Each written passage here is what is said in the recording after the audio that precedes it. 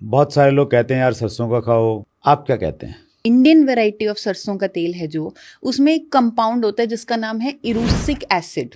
जी। जो हम घर में पेंट करवाते हैं उसमें भी इरूसिक एसिड होता है। जो सरसों के तेल में एक अजीब सी स्ट्रॉन्ग स्मेल होती है, फ्लेवर जी होता जी। है, जो उसकी यूएसपी है, वो उस इरूसिक एसिड के कारण है।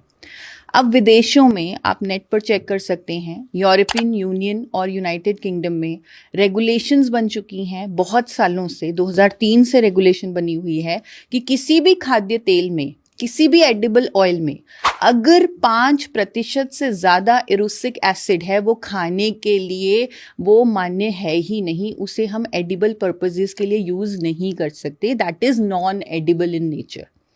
क्यों? क्योंकि उसकी वजह से हार्ट अटैक हो सकता है, उसकी वजह से बहुत सारे हेल्थ इश्यूज हो सकते हैं इरूसिक एसिड की वजह से। और इसीलिए वहाँ के देशों में 5% से ज़्यादा इरूसिक एसिड वाले तेल बैन हैं।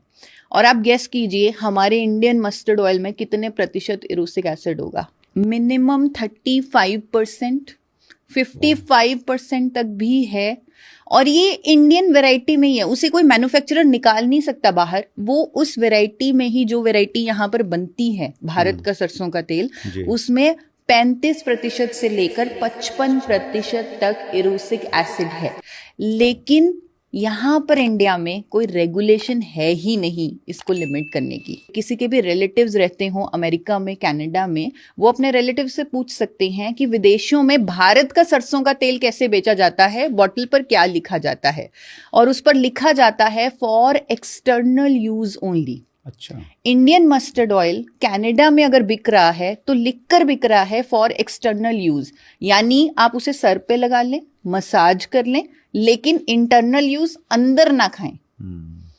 तो ये बहुत बड़ी विडंबना है हमारे सिस्टम की, या कमी है रेगुलेशंस की, जिसकी वजह से सरसों का तेल आज की डेट में लाखों लोग खा रहे हैं इंडिया में, बल्कि करोड़ों खा रहे होंगे। और हमारे हेल्थ एडवोकेट्स भी इसे प्रमोट कर रहे हैं, क्योंकि ये ट्रेडिशनल ऑयल है। तो कहीं ना कहीं हम ट्रेडिशंस की तरफ वापस जाना चाहते हैं। लेकिन इसका ये पॉइंट कि इसमें इरूसिक एसिड बहुत ज़्यादा है, वो हम इग्नोर नहीं कर सकते। तो उसे समझना होगा।